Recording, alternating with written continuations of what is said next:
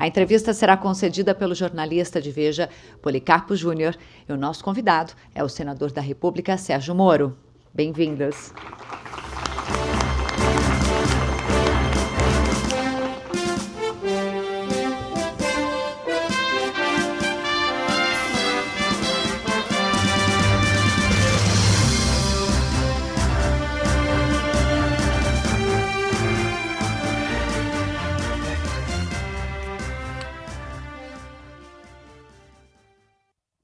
Bom dia, senador. Obrigado pelo comparecimento, pela participação. Senador, como a gente viu aí nas entrevistas anteriores, parece difícil, até impossível, se discutir os rumos do Brasil sem passar por dois temas, como segurança pública e o combate à corrupção.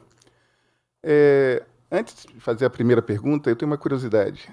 O senhor, 2 anos atrás, mais ou menos, foi alvo de uma tentativa de sequestro, de um plano de sequestro por parte do PCC.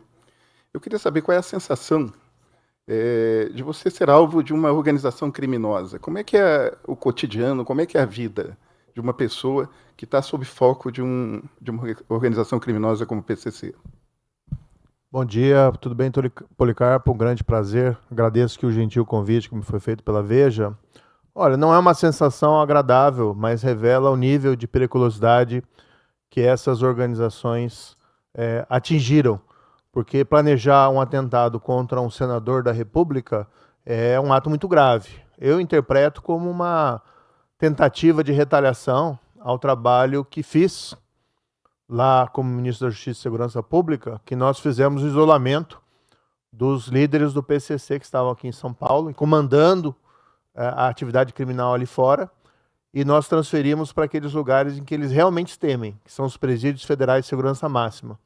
E naquela oportunidade nós mudamos as regras de visitação, acabando com visita íntima e acabando com a visita que não fosse controlada por um parlatório, com vidro separando e com um agente policial monitorando ali em tempo real. Então, acabou a possibilidade deles comandarem com tanta facilidade o crime lá de dentro. Ainda mandam recadinhos, ainda mandam mensagens, mas não com aquela facilidade que tinham.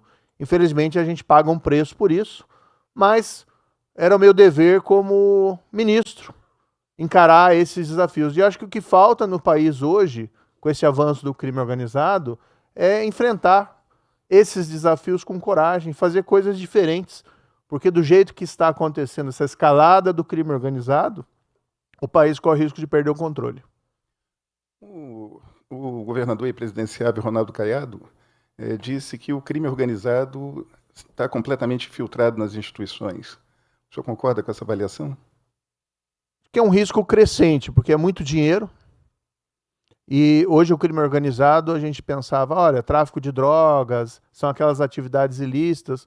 Mas não, eles estão muito também dentro do mercado, vamos dizer assim, em tese ilícito, mas realizando fraudes, como fraudes em combustíveis, como ainda contrabando de cigarro aqui no Brasil, e se infiltrando em instituições financeiras. Então, por que não o risco de se infiltrar também em instituições públicas, seja, por exemplo, promovendo candidatos? Agora, o que a gente tem que parar no nosso mundo político é essa pauta pró-crime, de ficar passando a mão na cabeça de bandidos. E ilustrativo disso, a meu ver, foi a reação do governo Lula atual a essa designação do PCC como Comando Vermelho, como organizações terroristas. Porque o efeito disso, na prática, é dificultar por essas organizações a lavagem de dinheiro e facilitar o confisco de ativos. Tem chance de incrementar a cooperação jurídica internacional. E elas mesmas veem com receio essa possibilidade. Mas aí, a partir daí se constrói uma fantasia de risco à nossa soberania, de risco à nossa integridade territorial, que na verdade não existe. Nós vamos ter que resolver esse problema, não vai ser os Estados Unidos que vai resolver por nós. Mas nós temos ajuda, ainda que uma ajuda simbólica e com um efeito mais internacional do que aqui internamente nesse momento, é algo positivo. E afasta aquela noção que a gente tem hoje presente até em faculdade de Direito, predominante em faculdade de Direito, que o criminoso é uma vítima da sociedade, que quem furta um celular não tem que ser punido. E aí você vai escalando e vai virando assassinato, e vai virando domínio do crime organizado, e o traficante que é bom para a comunidade que ele domina, nada disso é real. E chega no criminoso também de colarinho branco. A tolerância do roubo ao horário é um dos grandes problemas do país, e isso voltou com muita força nesse governo Lula. O senhor defende algum tipo de modelo para um combate efetivo ao crime organizado, senador? Nós precisamos ter criação de forças-tarefas focadas no desmantelamento dessas organizações criminosas. Nós precisamos ter um discurso das lideranças que seja compatível com a gravidade do problema. Vou dar um exemplo para você, Policarpo. 2020, surgiu uma história de um possível plano de resgate do Marcola lá no Presídio Federal de Brasília. Veio pela inteligência. Nós não sabíamos se era real ou não aquele plano, mas circulava no meio da criminalidade. O que a gente fez? Procurei o presidente da República na época e consegui convencê-lo, e ele decidiu de bom grado, o Jair Bolsonaro, a decretação de uma GLO, Operação de Garantia da Lei e da Ordem, no entorno dos presídios federais. No dia seguinte, tinha um tanque, um carro de combate. Fazer aqui, o general Hamilton Mourão brinca comigo, tanque não existe, só de lavar roupa, mas para as pessoas entenderem o que eu estou falando. No dia seguinte, tinha um tanque na frente do Presídio Federal de Brasília. Então, quer vir resgatar? Então vem. Agora tem um tanque do Exército e vai ter reação das Forças Armadas. Então a gente precisa ter esse grau de comprometimento. Um dos planos que eu tenho lá para o meu estado, no Paraná, é transformá-lo no estado mais seguro do país. Nós vamos construir um presídio estadual de segurança máxima, à semelhança dos presídios federais de segurança máxima, porque a gente precisa ter presídios que pelo menos neutralizem a capacidade do criminoso de continuar comandando o crime lá de dentro. E aí eles têm medo. E o recado que a gente quer mandar é, não venha cometer crime aqui no nosso estado, que o seu ponto final pode ser esse. Porque eles estão lá no Porto de Paranaguá, eles estão na região da Tríplice Fronteira, eles estão nos grandes centros urbanos. É claro que o Paraná se encontra em situação muito melhor do que o Rio de Janeiro, do que o Ceará, do que a Bahia, mas, por exemplo, nos estados da região sul, nós temos os piores indicadores em matéria de violência, e a gente quer que seja o estado mais seguro. Agora, o desafio é nacional. O desafio é nacional. Criação de forças-tarefas, integração das forças policiais em centros de controle. Eu criei, quando era ministro, o Centro Integrado de Operações de Fronteiras, lá em Foz do Iguaçu, porque é uma área estratégica para o país de segurança pública, baseado numa experiência norte-americana que eles chamam de Fusion Center, que você compartilha dados, compartilha inteligência entre as forças policiais que não têm a cultura de atuar em conjunto. E isso é importante, porque é aquela modelagem das forças-tarefas. Esse centro recentemente suspendeu as suas atividades no atual governo. Pelo menos essa é a notícia que eu tenho. E parou de se fazer, de se investir nesse tipo de integração, de centro de integração entre as forças policiais. No fundo, e aqui faço o meu disclaimer, eu sou um senador da oposição, mas no fundo, quando o crime vê que o governo é fraco, como é o governo federal, que o governo é leniente com a criminalidade, ele vai avançar. Nós precisamos ter um governo federal de uma tendência completamente diferente. E fico feliz porque vejo que os pré-candidatos à presidência têm esse discurso que é no sentido contrário em relação ao atual governo federal. Senadora, como dissociar o combate à criminalidade da corrupção? Caminham juntas, porque a corrupção, Policarpo, gera ineficiência. O pessoal às vezes me critica, só fala de combater a corrupção. Não. Combater a corrupção é um meio para você ter um governo mais eficiente, que sobre recursos para saúde, educação, mas também para a segurança pública. Mas, principalmente, se você tem gente desonesta no comando das instituições, isso pode acontecer nas instituições de segurança pública, você não vai ter a segurança de que o que tem que ser feito vai, de fato, ser feito. Se você tem, por exemplo, um delegado ou um juiz desonesto, o risco dele favorecer o crime é muito grande. E o risco dele ser cooptado pelo crime organizado, que tem não só uma força de intimidação, mas tem meios para subornar essas autoridades, fica enorme.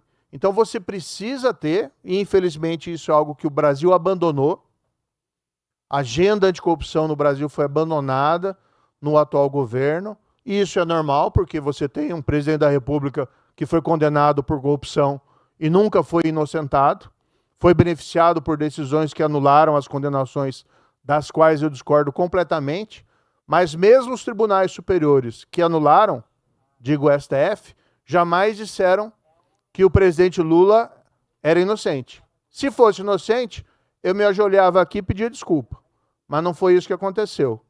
Agora, quando você coloca na liderança de um país alguém que foi condenado por corrupção e depois foi liberado com uma história mal explicada, a consequência está aí, a volta da roubalheira, a volta do roubo, o roubo dos aposentados pensionistas do INSS, que acho que é o mais grave escândalo que tivemos, porque afetou as pessoas mais vulneráveis, e esse mega escândalo de suborno e financeiro, que é o do Banco Master. Por quê? Porque a liderança do país está comprometida.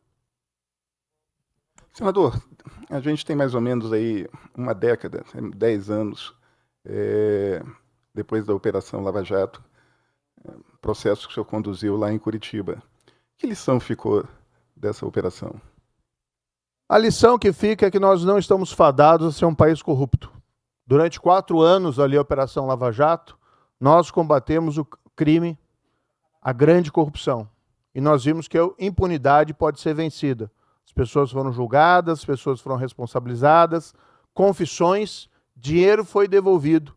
Nós ouvimos até que estaríamos entrando num ciclo virtuoso. Só que a outra lição também que foi ali aprendida é que esse fenômeno é persistente. E se nós, por um momento, derrotamos a impunidade, ela voltou com toda a sua força. Voltou para quê? Para deixar aquelas pessoas impunes. E ninguém vai me dizer que Sérgio Cabral, que Eduardo Cunha, José Dirceu são pessoas inocentes. Tá? Ninguém me convence disso. Agora, voltou também para que tivesse de novo esse sistema, esses esquemas, que para as pessoas se locupletarem ilicitamente. E aí que vem esses novos escândalos de corrupção.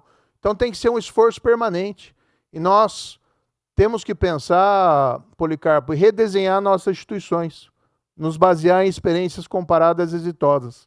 Uma delas, eu acabei até de orientar uma tese de doutorado a esse respeito, que é a Corte Nacional Anticorrupção. Foi feito na Ucrânia, por exemplo, uma corte dessa espécie. Eu estive visitando até em novembro de 2024, visitei Kiev durante a guerra, queria prestar solidariedade lá à Ucrânia, invadida injustamente pela Rússia, nessa guerra de agressão absurda, mas visitei e separei um tempinho para visitar o prédio lá da Corte Nacional Anticorrupção. O que eles fizeram?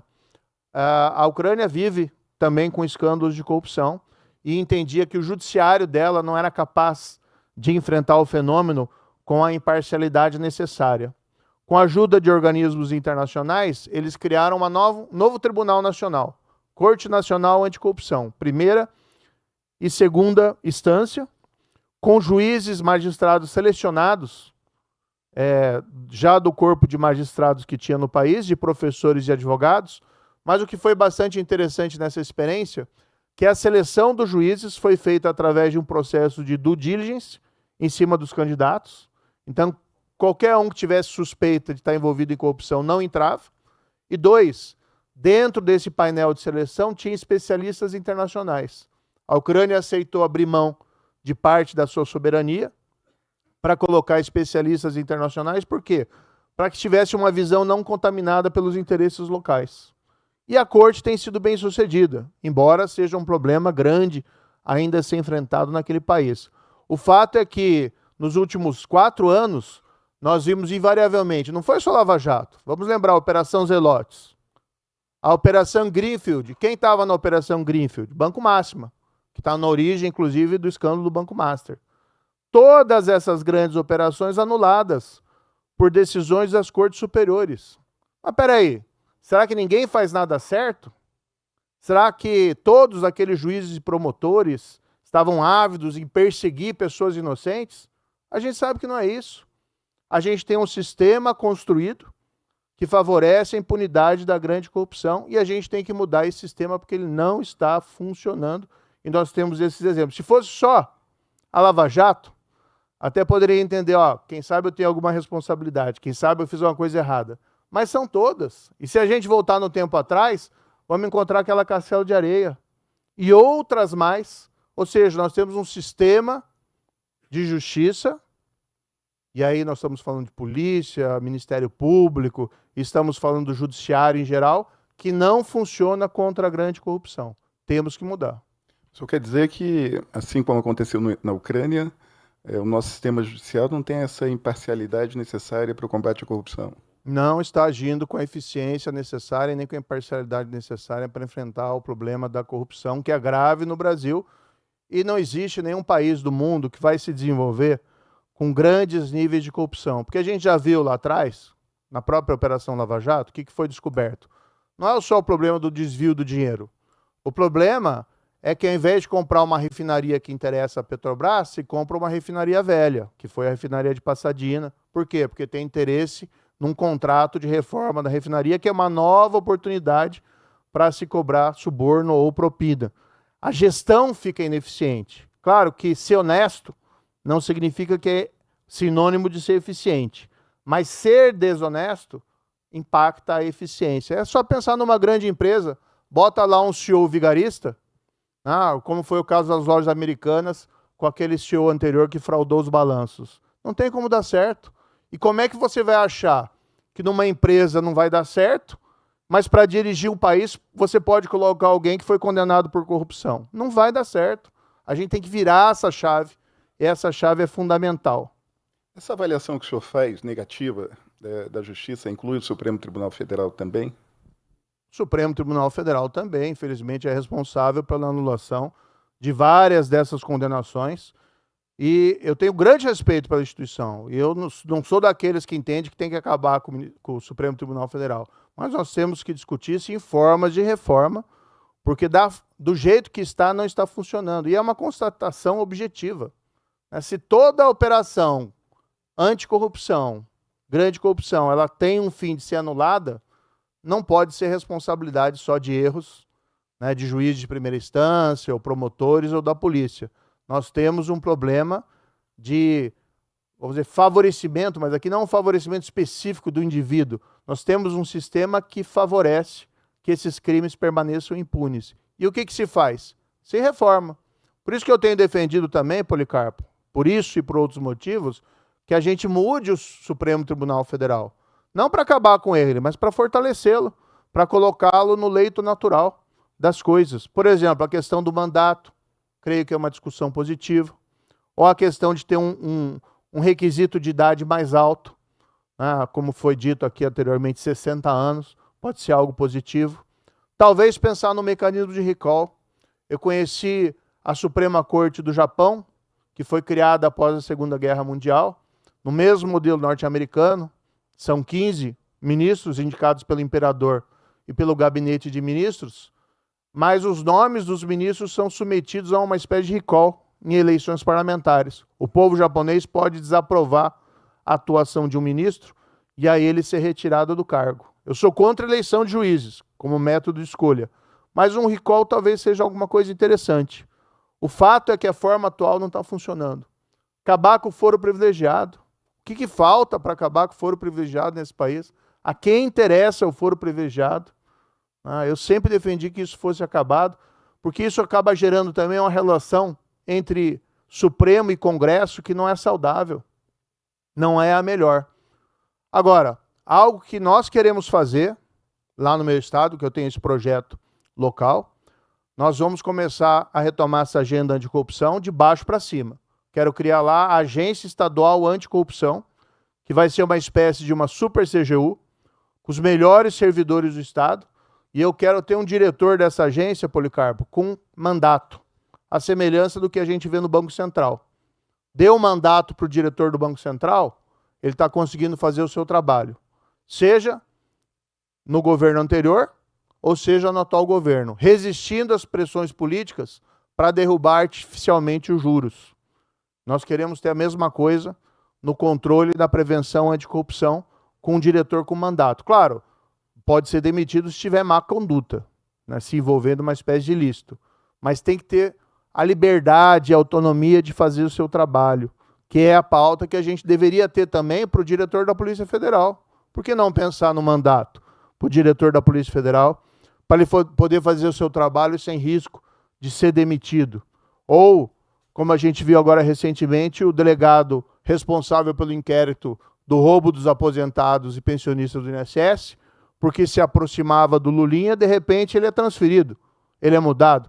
E o governo não dá nenhuma explicação objetiva sobre isso.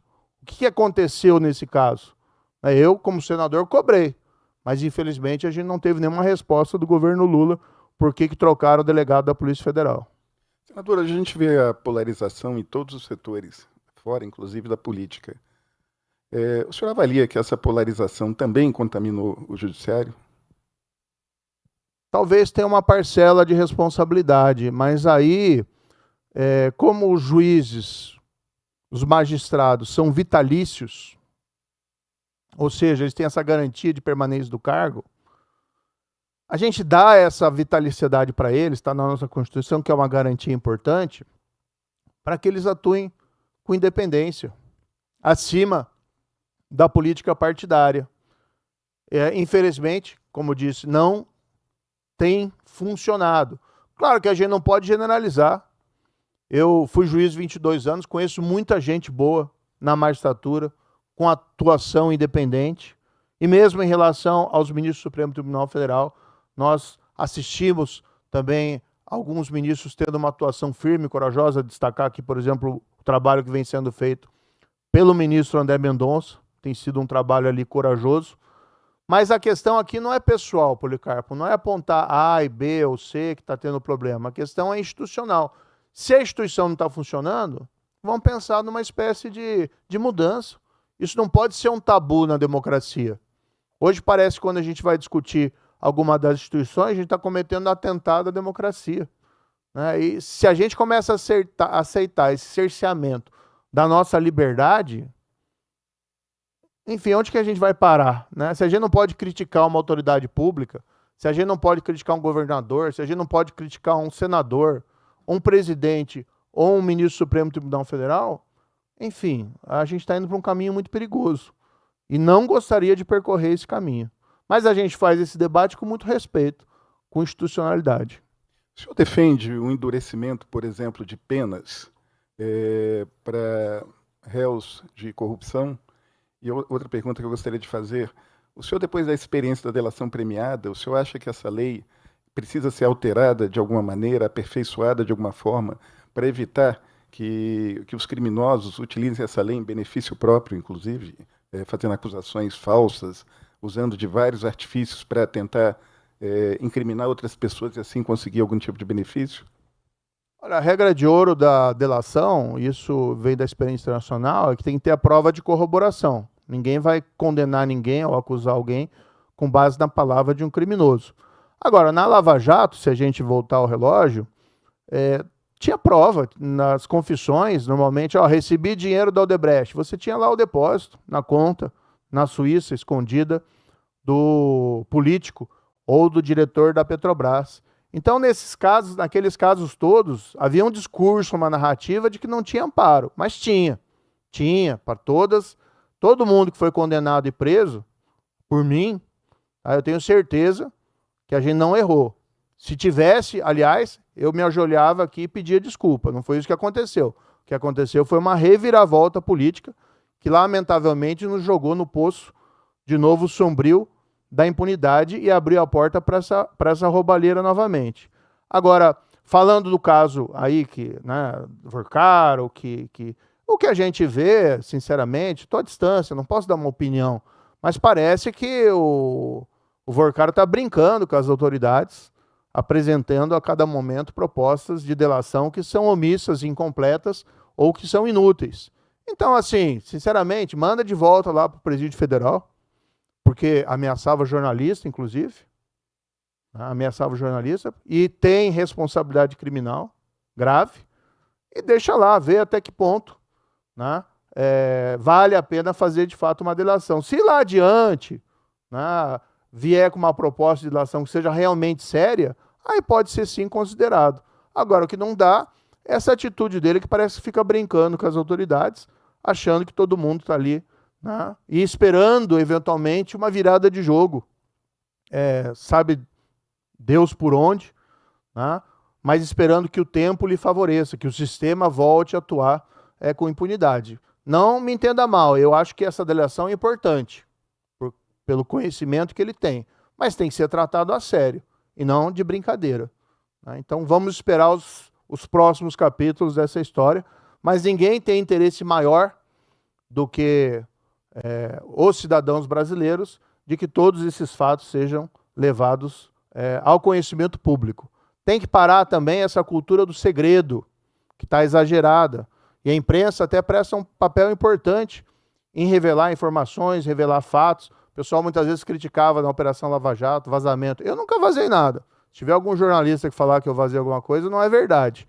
Agora, o que não dá é ficar com esse sigilo de 100 anos em um monte de coisa. O Lula prometeu que ia acabar com isso e, na verdade, apenas multiplicou a sua utilização. E investigações judiciais também. Chega um momento, tem que levantar o sigilo.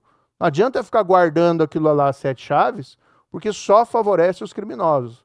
Com a responsabilidade, né, de revelar quando tem alguma coisa sólida, e não quando tem apenas aí suspeitas ou rumores. Senador, nosso tempo está quase terminando, mas eu queria saber a opinião do senhor em relação a um tema polêmico. Na semana passada, a Comissão de Constituição e Justiça do Congresso, da Câmara, aprovou o projeto de redução da maioridade penal de 18 para 16 anos. Eu queria saber qual a opinião do senhor a respeito disso e qual a importância que isso tem num eventual processo de combate à criminalidade. Policarpo, eu sou favorável à redução da maioridade penal. Não tenhamos a ilusão de que resolve os problemas da segurança pública tirando um coelho da cartola. Mas nós temos que dar passos na direção certa. Então, por exemplo, quando o Congresso acabou com as saidinhas temporárias nos feriados, foi um passo na direção certa. Ano passado, aprovamos uma lei que eu relatei no Senado para rescindir soltura em audiência de custódia. Acabar com essa porta giratória, prende e solta, prende e solta. Temos que ver se os juízes estão aplicando isso, porque a lei está lá. A lei permite que seja mantida a prisão de pessoas que cometeram, por exemplo, furtos reiterados, que parece um crime de pequeno potencial ofensivo. O sujeito furtou lá 3, 4 vezes o celular, não tem que ser posto na rua de novo. Tem que ficar preso, para a gente ter lei e ordem. A maioridade penal eu vejo da mesma forma. Vai resolver o problema da criminalidade? Não, mas a gente pode sim, razoavelmente, reduzir, por exemplo, para 16 anos, para crimes praticados com grave violência contra a pessoa. Não dá para dizer que um jovem de 17 anos que mata alguém não tem aí condições de responder pelos seus atos. E não tem como justificar o sistema atual que permite uma internação desse adolescente por somente 3 anos. Às vezes você tem um caso lá de um homicídio praticado com requinte de crueldade ou um feminicídio praticado com requinte de crueldade por um adolescente e o período de internação são 3 anos. Mas são poucos casos. Sim, mas todo caso importa. Fazer justiça no caso individual é importante. E a gente está vendo uma cooptação dessas organizações criminosas em relação a esses jovens, porque muitas vezes colocam eles em situações para realizar assassinatos a mando, porque sabem que o período de internação é pequeno. Então é uma forma também de proteger esses jovens, a redução da maioridade penal, porque reduz a possibilidade de cooptação deles por essas organizações criminosas. E vários países têm essa regra. A gente não pode fazer disso um cavalo de batalha, mas também não podemos ter a ilusão de que isso vai resolver os problemas de segurança. O problema de segurança é, precisamos ter leis mais duras. Precisamos ter leis mais duras, e o governo Lula sempre trabalhou para ter uma legislação mais leniente. Precisamos ter integração e trabalho conjunto das forças policiais. Isso foi parado também, não se faz mais. Precisamos ter investimento alto em tecnologia.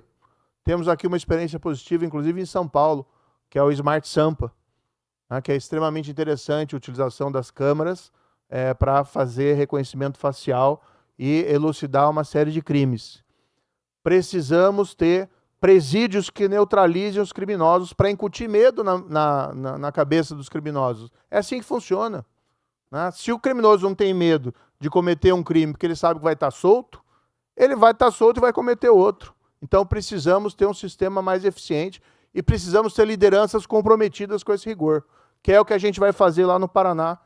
Pode me cobrar, a gente vai transformar o Paraná no estado mais seguro da federação para ser um modelo para o país, para o restante do país. Senador, para encerrar, um dos maiores focos de corrupção dos últimos anos, pelo menos, é em relação às emendas parlamentares, né? O senhor hoje é um senador, o senhor convive com parlamentares ali que são investigados por mau uso desse dinheiro público, até mesmo por corrupção. Eu queria saber do senhor se é possível evitar que isso aconteça aí em relação às emendas parlamentares. Como é que é possível evitar que esses 50 milhões de reais que cada parlamentar tem direito em relação às emendas sejam mal utilizados? Olha, esse dinheiro, eu tenho minhas emendas individuais, aliás, estão todas em transparência ativa. Eu criei um canal de denúncia relacionado ao meu gabinete e tenho todas as minhas emendas descritas em detalhes para quem vai, o valor, instrumento de contrato e fase que está sendo aplicado.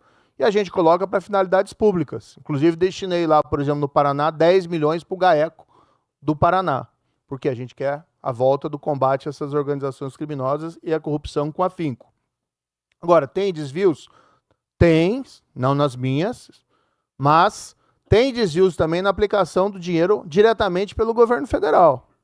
O que a gente podia discutir aqui, Policarpo, e eu estava vendo as discussões, o pessoal fala acabar com as emendas impositivas. Mas aí vai deixar todos os parlamentares na mão do governo. Se é para acabar com a emenda parlamentar, que se acabe com a emenda positiva e que se acabe também com a discricionariedade do governo de decidir se o parlamentar vai ter emenda ou não. Para a gente ter o quê? O voto de opinião sobre os projetos lá no Congresso Nacional. Então eu até concordo. Vão acabar com a emenda? Não, vão acabar com tudo. Não com as emendas impositivas. Agora, se é para ter emenda, é melhor que seja impositiva, para que o parlamentar tenha liberdade de decidir segundo sua própria consciência nas votações dos projetos e não seguindo a orientação do governo. Talvez tenha um exagero dos valores que estão sendo utilizados, mas não dá para a gente demonizar e pensar que não tem o desvio na gestão direta pelo governo federal dos recursos públicos. É só ver o INSS que fizeram com ele, é só ver o rombo dos Correios, né? Muito prejuízo muito maior do que qualquer emenda parlamentar desviada, que tem que ser punido também se identificado. Eu só também vou assistir daqui a pouco, vou continuar aqui a assistir também a exposição do pré-candidato nosso, presidente da República, o Flávio Bolsonaro, que também tem um discurso aí forte contra a criminalidade. Senador, muito obrigado pela participação.